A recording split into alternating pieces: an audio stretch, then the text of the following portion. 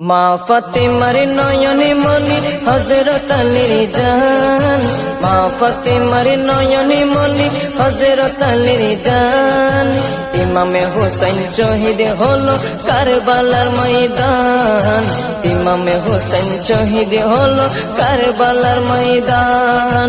দয়ালে নবীর জবানে কারবালার বয়ানে, দয়ালে নবীর জবানে কারবালার বয়ানে, আওলাদে রাসূল শহীদ হবে হাদিসে প্রমাণ। ইমামে হোসেন শহীদ হলো কারবালার ময়দান, ইমামে হোসেন শহীদ হলো কারবালার ময়দান।